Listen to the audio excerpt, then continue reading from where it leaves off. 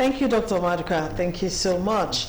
Wow, such a sad and touching video to watch them. Well, let's move on to other matters. This time, we'll be talking about the Nigerian youths, and that's because former Aviation Minister Femi Fani-Kayode has claimed that Nigerian youths are the architects of their own problems. He lamented the lack of unity and contentment amongst the youths, stating that they need to spend their resources in trying to come together.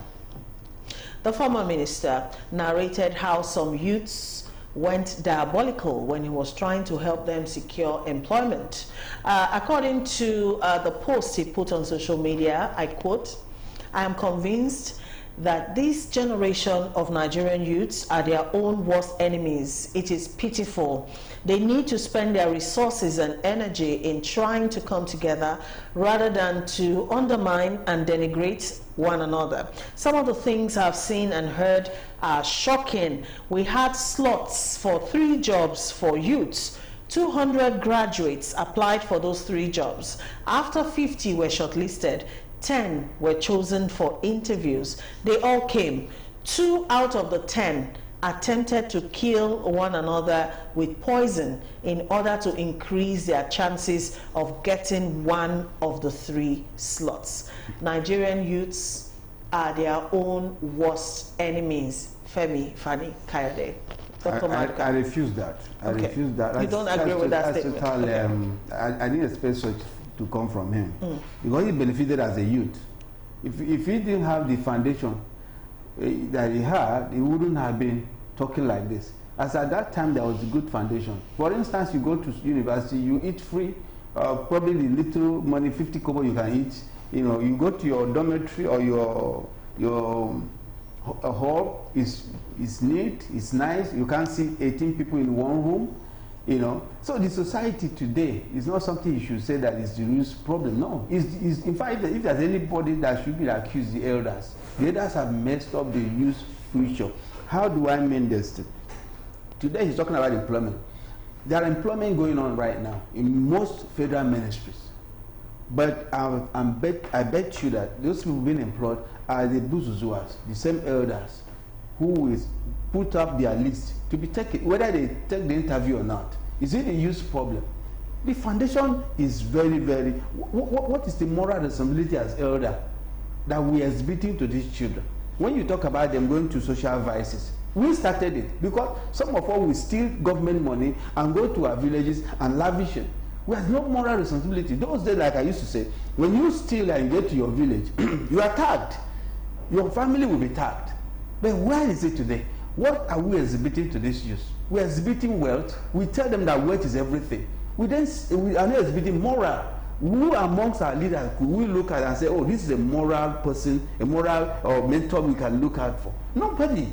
You know, so he is not in that sphere to talk about the youth. Our youth are very, very brilliant. Let me tell you, if you know that, if you think our youth are not brilliant, do a little research on the number of youths that are in Canada today, that are in US, that are in UK. They are youths. These are brilliant youths that are being poached out of this country. You think if they are not brilliant, that they will be able to stay in Canada or anywhere? No. It is the system here that messed up the whole thing. And this system are the thing that he should be able to talk. He should be able to talk to the elders like he is, that look, what we are doing to these youths, that at the time will be cost even in our grave. What is it that we've done for these youths? Is it employment? We're talking about now police. All of them are joining police, and look at how they are being treated. Was it the way they were treated when they were there? No. Like I said, when I got employment those days, I didn't know anybody. It was free, and I went there not as an Igbo man, I went there as a Nigerian. But today our leaders have divided us. They've created that scenario that if I'm not coming out to talk to you, the first thing that comes into my mind, where are you coming from? What religion? What tribe? Nationality is gone. It's today is our leaders that are negotiating with bandits. What moral responsibility do they, us, let me put it, have to say that our youth are the moral decadent? No, we are the moral decadent. We are the ones that have set up what our youths are looking at, because they said a cow cannot eat grass if you didn't see the mother eating that grass. So what our youths are doing and what us, the elders, have shown them. And what is it? Corruption, fraudulent, embezzlement, vices that are not good. We are certain things that are not right. Today, even the youth, you say they are morally bad. When they even come out to protest, to tell you, the elders, look, what we are going through is bad, you clamp them, you put them in the prison. Is that how you're talking about? The youth cannot come out again, because the only vital area or vital instrument for every youth to talk about their problem is to protest. How can they protest? Let me give you. Yakubu Gowon was 29 or 27 when he became a president. This former president was around 30 or 30 something when he became a president. When you look at all the leaders, look at Lai Mohammed. When you look at all the leaders, you see they are the same set of people that don't want to give chance, what we call, there's no succession plan in Nigeria. Every country is having a succession plan for their youth. And that is why you can see Macron in leadership. That's why you go to Canada, you have the youngest person. You go to Australia, people are migrating. And what is important? A system has been set to ensure that youth take over. But look at it. As at today, just take a mental look at our leader. How many of them is less than 80 years? And they are still there. They don't want to give way.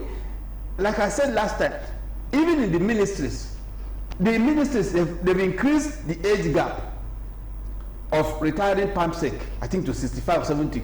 George to 70. So what do you think? This is absurd. Because when you're increasing this, you are shutting down the youth.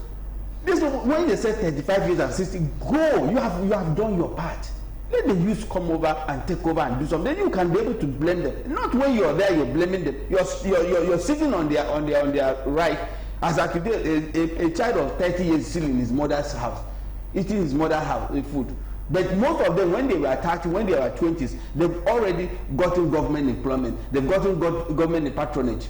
How many of our youth have gotten government patronage? Even the little one they are even clamoring for, the tweets now have been shut down on them. And they've been talking about it. Nobody talk. When they talk about the SARS are picking them and killing them and putting them in prison, we all accuse them of being heady or being rascals. We have not looked at what is the problem of our youth. So you think the youths are reacting to how the system has treated them? It is the system. All right, but Fani-Kayode was pointing out the fact that there is no unity amongst the youths themselves. That's the key area he was actually talking about. I said something about unity. The unity is that some old men have divided us by bringing idea about religion, your tribe, into the system. That is why they destroy the fabric of unity among the youth. It was a planned program by these same elderly ones, by these same people that have been recycling themselves as if there's no other people in this Nigeria.